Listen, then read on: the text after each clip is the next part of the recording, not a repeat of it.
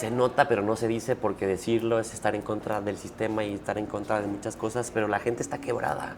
Exacto. La gente está rota por dentro y va a la chamba rota y por eso no aguanta y por eso se cambia de empresa y por eso hay ausentismo y por eso la gente se le está paralizando la cara y diarrea y colitis y Cáncer. y ansiedad y todo, porque todos conocemos cerquita a alguien. La depresión pareciera que es como un veneno que nadie quiere tocar, nadie la quiere ver, pero existe y hay gente que la depresión la lleva inclusive al suicidio. Crecí en una familia con muchísimo amor, pero también hubo descuido. Llevaron a que yo fuera abusado sexualmente de niño. ¿Cómo me sano? ¿Cómo dejo de culparme de estar enojado conmigo? ¿Cómo dejo de dejar de sentir vergüenza? Hagas lo que hagas, herramientas, hielos, cacao, temazcal, ayahuasca, medicina, lo que tú quieras hacer está perfecto, nomás que acompáñalo con terapia. ¿Cómo lo integras?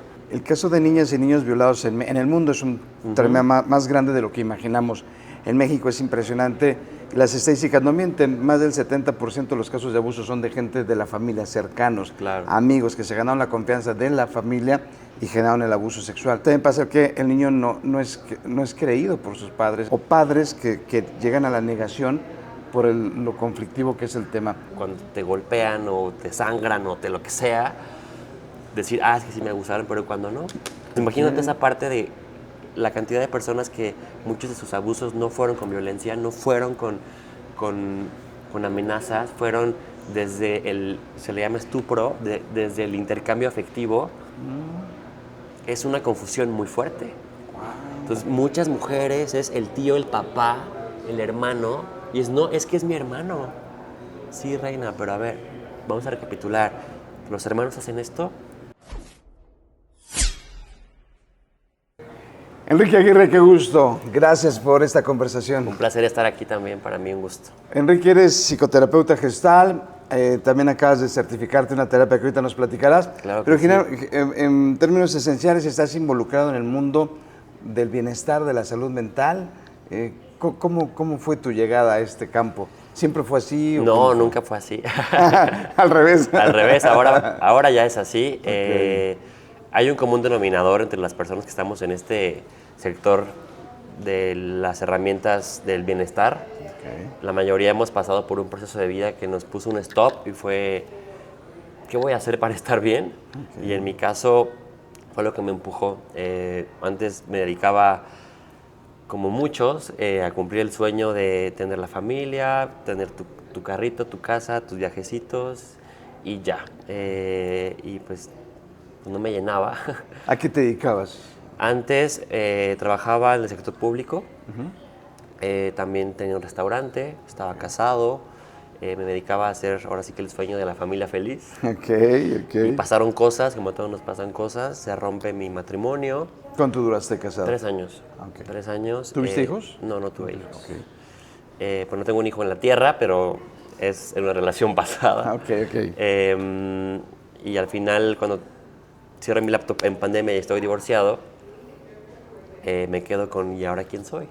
¿Caíste en depresión? Sí, caí en depresión, caí en un momento, llámalo la noche oscura del alma, llámalo depresión, pero es un momento donde no sabía yo quién era, tenía que definir muchas cosas para mi persona, tenía que aprender a ser una persona ahora distinta, porque pues ya yo me había construido en ser la persona que era con lo que hacía, en ser el Enrique, el esposo, el amigo, el que trabajaba aquí, en el que hacía muchas cosas de lo que hacía antes. Y al irse eso, me quedo con quién soy ahora, a qué me dedico ahora, y comenzó un proceso de mucha transformación.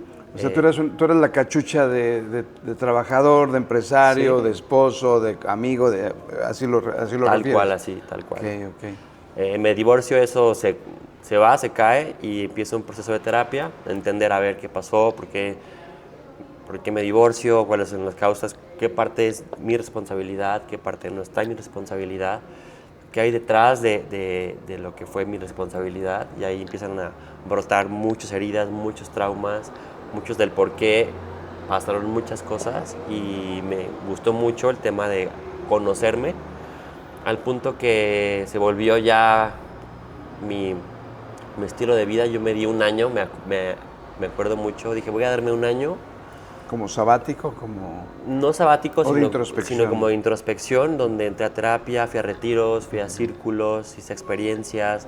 A mí me decían, ve con esta persona, te va a ayudar. Yo iba. ¿Dónde fuera yo, de eso? yo dije, Diosito, a donde tenga que ir, como me tengan que poner, si sea de pompis para arriba, yo lo hago. Lo que sea Lo necesario. que sea para estar bien y voy a confiar. Entonces, así fue como llego a este mundo. También porque siempre me ha gustado compartir lo que soy, lo que hago, y sí fue muy notorio como que mi cambio de ser quien era a lo que estaba comenzando a ser. Y se acercaban personas a preguntarme, oye, ¿y a dónde vas? ¿Quién es esta persona? Yo también quiero ir, ¿y por qué vas? ¿Por qué te sirve? Es como comencé a compartir lo que a mí me servía, al punto que un día me di cuenta que pues me preocupaba además, ¿no? Como de yo dar una recomendación de alguna herramienta y que la gente a lo mejor pues no le funcionara o se quedaran con una idea a lo mejor a la mitad o no siguieran un proceso, porque yo entendí que a mí me servía porque yo venía caminando un proceso. Pasa mucho en esto que vas a una experiencia y ya nunca más te preguntas qué aprendiste o cómo lo integras en tu vida, y se queda ahí, pues no hay un cambio en la persona meramente. Oye, si me permite, me quiero regresar un poquito. Cuando la depresión pareciera que es como un veneno que nadie quiere tocar, ¿no? Es como decir, hay una cucaracha y nadie la quiere ver, pero existe y hay gente que la depresión la lleva inclusive al suicidio. O sea, es decir, los lleva a un camino tan oscuro que terminan quitándose la vida. No digo que sea el caso, pero a veces en ese momento oscuro, tú decías que te planteabas como quién eres, si yo fallé, porque hay un síndrome que le llaman el síndrome del divorciado, que la gente, en lugar de decir yo qué hice mal, dice todo fue culpa de la persona enfrente, entonces claro, te anestesias y te vas a la fiesta, al alcohol. ¿Por qué? Porque quizá lo que menos quieres es pensarlo.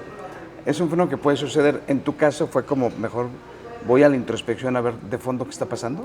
Sí, porque a ver, si yo tuviera aquí a mi ex mujer en esta silla, o sea, la realidad es que yo tuve mucho que ver. O sea, yo, en términos de quién rompió el vaso, fui yo. O sea, yo rompí los acuerdos que tenía con ella, la lastimo, ella decide no querer seguir conmigo, y me tocó aceptar su decisión y entender, pues sí, tengo que asumirlo, pero pues desde la responsabilidad de si yo tuve que ver, pues no me quedaba como la opción de decir es que tuvo la culpa al 100% ella, ¿no?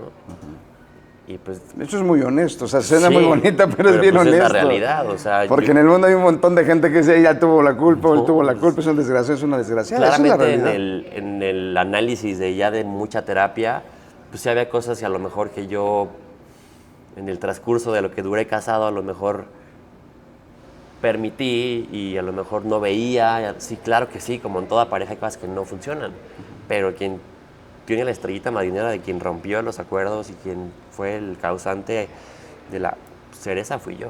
Entonces, es honesto, y ahí empieza tu proceso ahí empieza mi proceso, donde pues, había mucho culpa, había mucho enojo conmigo, mucho también incertidumbre, porque a ver, abiertamente yo termino mi relación porque descubro que yo también tenía la curiosidad y el gusto por otro género. O sea, era como esta parte de ¿y cómo le hago? Estoy casado, pero tampoco lo sabía. Entonces era esta parte de tengo que ser honesto, decirlo, y claramente rompe la relación, no porque quizá ella no esté como o no estaba abierta a esto, pero pues no estaba en los acuerdos que teníamos. Claro, entonces pues fue esta parte de yo no me casé para esto, no quiero esto, y entonces yo me quedo con él. ¿Y ahora qué onda? ¿Lo exploro o no lo exploro? ¿Por qué pasa? En el tema de masculinidad, ¿qué tan hombre soy? Vengo de acá, vengo de allá. El tema de una sociedad que recrimina eso, que todavía señala, donde hay que, pues sí, de cierta forma irlo caminando a pasitos, porque de un día a otro así abrirse es como, ¿qué onda, no? Entonces, y sociedades muy conservadoras. El estado de Guanajuato es una, ¿no? Ciudades del estado de Guanajuato. Totalmente, sí. Entonces, en ese camino tú ya empiezas a ver ¿cuál fue tu primer contacto con la autoayuda? Mi primer contacto fue tomar terapia, porque, a ver, yo no me quería divorciar, yo no quiero divorciarme. Mi terapeuta me dijo, a ver, stop, a ver, ya tu matrimonio se terminó a como lo tenías y Si regresan es porque llegan a un acuerdo, se compone, punto. Pero a ver, ¿qué sucedió contigo? A ver, si rompiste acuerdos, pasaron cosas, dijiste lo que tenías que decir, bien, por honestidad, bien. Si hubo una parte que salió perjudicada, sí, pero ¿qué onda contigo? ¿Qué pasó para llegar ahí? Y lo que sucede es pues, que yo no me conocía, yo tenía heridas que no había trabajado, tenía cosas muy en el inconsciente como que, a ver, yo crecí en una familia con muchísimo amor, pero también hubo descuido en el tema del cuidado y que llevaron a que yo fuera abusado sexualmente de niño. Entonces, por familiares, donde pues son cosas que no deben pasarle a nadie y repercute también en la identidad de una persona. No quiero decir que una persona que tenga sexualidad abierta forzosamente tiene que ser abusada, no. Pero claramente, Pero a veces sí es un detonante. pero claramente es un puntito más en la apertura, es decir, hay algo que se me activó en mí que ya está abierto. Ok. O sea, a ver, la sexualidad también a veces es marcada por las primeras experiencias que tenemos. El tema de, no sé, un fetiche que alguien pueda llegar a tener. A lo mejor de niño vio algo, le gustó, escuchó y le generó, No estoy diciendo que sea siempre la regla, no, pero puede ser. En mi caso, se puede llegar a sumar en una rayita más el por qué soy tan abierto sexualmente a mí, a experimentarme, a vivirme, pero no lo sabía. Wow. Lo supe hasta que me tengo que divorciar, tengo que ver quién soy yo, tengo que hablar de este tema, ser muy valiente porque había reconocerlo, fue un proceso. Y no es porque estuviera mal, es que, a ver, yo me casé enamorado. En tu mental, yo quería en tu una esquema mental familia, estaba claro. pero cuando suceden estas cosas, me tengo que replantear absolutamente todo. Y necesitaba terapia porque no sabía por dónde comenzar. Bajé muchísimo de peso, no comía, por fuera tenía que estar bien para mi familia, para que no se preocuparan, mantener un trabajo. En los acuerdos de cuando hay esta separación, pues digamos que me quedo con mi ropa. O sea, era como, Casi con quién se va el perro, ¿no? Como pues dices, sí, o sea, dices que digo, suena muy sencillo, pero es todo. en una separación nadie gana, nadie gana. Todo el mundo pierde. Siempre lo voy a decir, en mi caminar lamento profundamente la herida que causé en esta persona, pero pues también entendiendo que hay cosas que tenían que ser. Hoy quiero pensar que está muy bien esta persona, yo estoy muy bien acá, pero costó, tuvo un precio y sí, o sea, esa parte sí está, siempre va a estar. Y así es como llego acá a este mundo, porque esta hambre de estar bien a mí me lleva a querer encontrar respuestas de quién era, cómo me sano, cómo dejo de culparme de estar enojado conmigo, cómo dejo de dejar de sentir vergüenza, cómo dejo de querer luchar contra mí, y la terapia es lo primero. Claro. Por eso les digo a las personas, hagas lo que hagas, herramientas, hielos, cacao, Terapia. temazcal, ayahuasca, medicina, lo que tú quieras hacer está perfecto, nomás que acompáñalo con terapia, cómo lo integras. Y eso es lo que me lleva a ser terapeuta, que estaba con mi psicóloga y me dice, oye Enrique, pues noto que me cuentas, que te preguntan mucho, esto, que el otro, pues que de cierta forma sí te preocupas y les das respuestas. Y yo creo que tienes manera de terapeuta. Y dije, va, órale. La vida se va encaminando, conozco a una persona que me encamina a la psicoterapia gestal, porque en los retiros espirituales o retiros, mucho de lo que hace es gestal, sentir el cuerpo, sentir la emoción, dónde está, respirar, exhalar, qué proyección hay, espejear. Es mucho de esta parte de cómo la gestal se maneja del aquí y en el ahora. Me dijo, muy seguramente te gusta esta corriente, y ves por dónde me enfoco y me convierto en psicoterapeuta. Entonces entras ya en la terapia gestal, que es como la columna vertebral que hoy por hoy te rige como terapeuta. Sí, todo lo que yo hago, herramientas que aprendo, siempre los llevo a terapia. ¿Qué es la terapia gestal en un sentido como? La terapia, en palabras chiquititas, Ajá. la gestal es un enfoque. Enfoque es el cómo se aborda al paciente. A ver, por ejemplo, todos conocemos esas películas donde el paciente llega y se acuesta. Ese es un enfoque de la psicología. ¿Okay? Regresiones, etcétera. Puede o no haber. Puede o no haber, pero bueno, esa es la forma en la que ese enfoque, el psicoanálisis, lleva esa forma de abordar al paciente. Acá nosotros somos más juguetones, más creativos, por así decirlo. Tratamos de involucrar todos los sentidos porque nosotros creemos que somos aquí. O sea, soy esta persona que ahorita está sentada hablando de esto, sintiendo, pensando, tratando de integrar, somos esto en este instante, y lo que buscamos es que la persona se haga responsable de sí misma.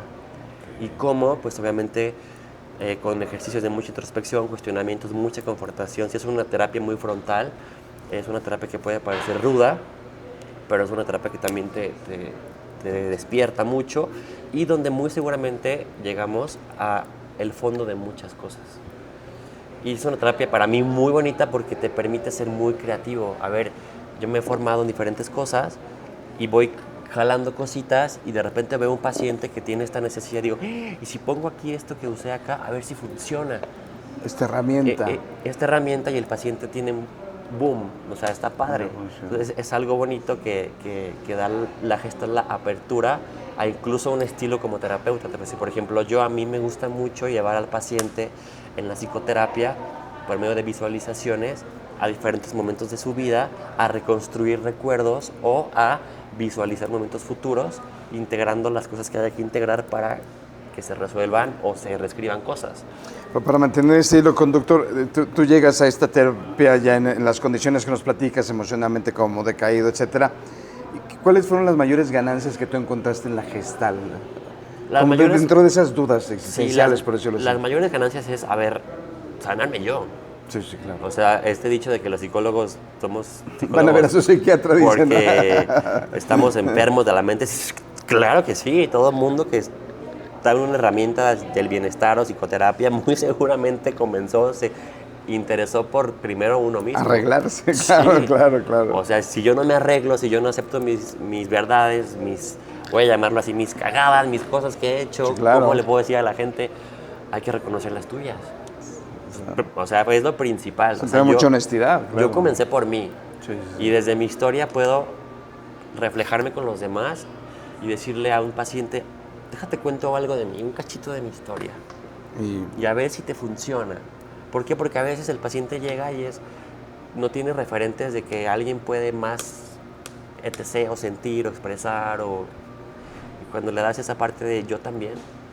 De la terapia gestal que has tenido con pacientes, digo, sin mencionar muchos, pero 2, 3 casos que a ti te han dicho así, wow, que tuviste así unas ganancias increíbles. Fíjate que los pacientes que más me llegan son los que tienen que ver con mi historia, y es gente que ha pasado por divorcios, gente que ha sido abusada sexualmente, y esta gente que está aprendiendo a amarse. Entonces, para mí es riquísimo, y lo voy a decir tal cual, cuando llega una persona en una relación súper abusiva y logra irse. Sí, eso es la gran ganancia, ¿no? O sea, sale de esa prisión. Para mí es decir, wow, esa persona lo logró, se dio cuenta que no era su lugar, se amó, se encontró, se reconoció, se vio y dijo, aquí no. El caso de niñas y niños violados en el mundo es un problema más grande de lo que imaginamos. En México es impresionante. Las estadísticas no mienten, más del 70% de los casos de abuso son de gente de la familia, cercanos, claro. Amigos que se ganaron la confianza de la familia y generaron el abuso sexual. Pero después también pasa que el niño no es creído por sus padres, etcétera, porque ahí entra un tema como inclusive, o padres que llegan a la negación por lo conflictivo que es el tema. En la generalidad de la persona que llega contigo en esos casos, ¿cuál sería la recomendación que tú darías o algunos como caminos importantes a seguir para tratar de salir de ese trauma? ¿Siendo niños o siendo adultos? Lo que pasa es que, como tú dices, quizás llegas a la adultez con todo ese problema, porque finalmente son los grandes silencios de las familias, ¿estás de acuerdo? Sí. Los grandes secretos de las familias. Sí. Es que el primer paso es reconocerlo. Y está bien cañón porque, a ver, te voy a contar así más o menos mi historia. O sea, chiquitito, incluso me gustaba. Okay. Incluso yo lo pedía. Llegó un momento, Entonces, imagínate cómo llegas a terapia con la sensación de que también tú lo pedías y te gustaba, y verlo como un abuso donde es más fácil cuando te golpean o te sangran o lo que sea, decir, es que sí me abusaron, pero cuando no. Wow. Cuando hubo de por medio pues sí, me gusta que me toquen, pues sí, me sentí rico, pues a ver, espérame, si me lame una vaca abajo, qué rico también, ¿no? Pues imagínate esa parte de la cantidad de personas que muchos de sus abusos no fueron con violencia, no fueron con con amenazas fueron desde se le llama estupro, desde el intercambio afectivo. Es una confusión muy fuerte. Entonces, muchas mujeres es el tío, el papá, el hermano, y no, es que es mi hermano. Sí, reina, pero a ver, vamos a recapitular. ¿Los hermanos hacen esto? O sea, esta parte, y es empezarle como... O sea, colocar en su posición las cosas. Y hay gente que le cuesta mucho trabajo. Tuve una paciente que su papá era su abusador y vivía con el abusador. Ya no la abusaba porque ya era una adulta, pero cómo se salía y tampoco podía salir. Entonces es fuerte, o sea, es fuerte, pero sí. Para empezar a nombrarlo y encaminarlos a verlo primero, a poco irse fortaleciendo y tomar decisiones para en el final quedarse, denunciar, incluso, no sé, dependiendo del caso, son de las cosas más fuertes. Y a mí personalmente como terapeuta, sí me tocan, o sea, a veces que sí digo, ¡ay, cabrón, güey! O sea, por esto hago lo que hago, pero ojalá y no hubiera sido por esto, porque por mucho que yo me haya construido esto y quién soy, hay cosas que me hubiera gustado no pasar, porque no fueron cómodas, ¿no? Definitivamente. Pero bueno, ahora que tú decías, cuando estábamos platicando antes de entrar a la conversación ya grabada, decías, pues es que la otra persona que era y ahora soy otro totalmente distinto. Tú ves a tu yo del pasado y obviamente estás con el yo del presente, sí, como más tranquilo contigo. Súper. ¿Qué es para ti la paz? ¿Tú cómo comprendes? Aquí hablamos de un concepto de los metaversos de paz. ¿Cómo construyes tu propio metaverso de paz? Para mí mi paz, yo soy una persona muy sensorial, yo todo lo siento, yo así, mis decisiones muchas veces así me pongo para donde se siente bien o mal. Entonces, la paz yo la siento en mi cuerpo. Intuición, eres muy intuitivo. Sí, entonces a mí algo que me genera no comodidad es que algo no está bien. Entonces para mí la paz es sentirme, para lo que a ti sea paz contigo, yo la siento en mi cuerpo. Okay. La tranquilidad, el no estar tenso, que mi cuerpo se sienta relajado. Y esta paz llegó después de mucho ratote. Ahora eres un hombre joven, tienes 31 años, me decías. Tengo 31, sí. Pero siempre corrí en la vida. Exactamente. Me casé joven, me divorcié joven, empecé a conocerme joven. Y ahorita me siento en una etapa donde estoy gozando ya como el aprendizaje, permitiendo que lleguen nuevos, pero desde el amor, desde la calma y así pidiéndolo. Porque ya no quiero correr, quiero vivir más en el presente, más en paz, en un universo de paz. En el aquí y ahora. Sí. Oye, vamos a agregar un ingrediente que son las redes sociales, este mundo hipercomunicado donde tienes que demostrar.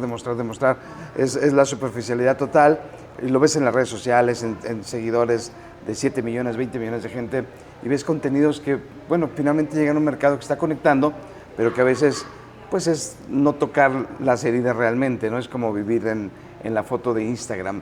¿Qué opinas de eso? Fíjate que en un viajecito astral que tuve, que no me arrepiento, fue lo mejor que me pasó en muchas cosas, me llegó el entendimiento de, a ver, esta es la Matrix que tenemos. Las redes sociales están y no van a dejar de estar, punto. ¿Para qué las usas? Desde mi perfil, a ver, también voy a sacar un poquito mi yo, soy muy Leo.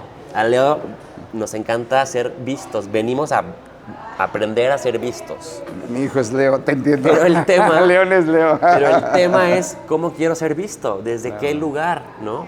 Cuando hablaba de mi yo del pasado, pues me dedicaba un poquito a la política, etc., Quería ser visto desde ese lugar, que al final no estoy ahí porque no era mi misión de vida. Ahora, al caminar todo este camino, aprendí que quiero ser visto como esto, como una persona que comparte su historia, entendiendo que puede encajar o no con tu historia, pero tengo una historia que podría tener puntitos de unión contigo que te ayuden a encaminarte a algo. Wow. Yo me comparto en redes mucho, sí. Me gusta, me encanta. Crear contenido sí. Me divierte. Sí. Y conecto con la gente por ahí, claro que sí. Okay. Porque yo sí creo que hay personas en el mundo que en algún momento necesitan un reel, un mensaje, una publicación, que alguien le diga, está bien o estar bien. Totalmente de acuerdo. 5 cosas para esto. Sí. Es como nortes, buscar nortes, ¿no? Totalmente. Sí. A veces los psicólogos se han convertido en esto, en algunas plataformas, que tú dices, mira, me convence lo que está diciendo su contenido y te empiezan a seguir. Es una forma de llegar, es un camino más. Y yo lo veo como esta parte de expandir conciencia. A ver, en un mundo que a mí me encantaría, hace poco me certifiqué en la terapia LNT, que es una terapia de sanación cuántica y energética. Okay. tengo una imagen mental que no se las puedo como poner en imagen porque no nos permitieron como videograbarlo, pero imagínense una habitación de hotel, 120 personas aprendiendo una técnica de sanación en equipo, ayudándose, gente gritando, gente sanando, gente corriendo, gente sintiendo, gente... Yo de repente me paré y dije, wow, este es el mundo que quiero, donde todos con su medicina, con sus herramientas, con sus experiencias, con lo que hayan vivido, están tratando de ayudar a otros. Wow. Para mí las redes sociales bien enfocadas son eso. Yo quisiera un mundo con redes sociales donde todo el mundo compartiera lo que le ha servido.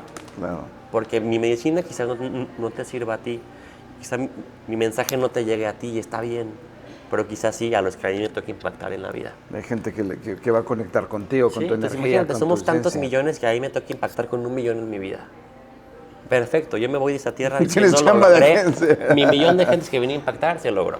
¿Cómo? Haciendo ejemplo, cómo con congruencia, cómo con humildad, cómo mostrando herramientas y listo. Tú tienes tu millón, tú tienes tu millón, y todos tenemos 1 millón de gente que impactamos y listo. Wow. Oye, pues qué gusto platicar contigo. ¿Cómo te has sentido en este ejercicio que hiciste? Estamos en el marco de un foro wellness, el primero que se da acá en el Bajío de la República. Y bueno, el tema es conciencia. Creo que el fondo de todas las cosas, puedes tener la cachucha que decíamos de trabajador, de empresario, de emprendedor, de papá, de hijo, de lo que tú quieras. Pero finalmente pues, somos gente conectando, ¿no? Me he sentido increíble.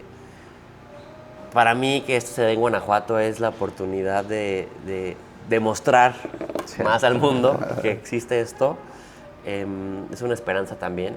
Yo también voy a empresas y el hambre de los colaboradores de ser vistos y escuchados se nota, pero no se dice, porque decirlo es estar en contra del sistema y estar en contra de muchas cosas, pero la gente está quebrada.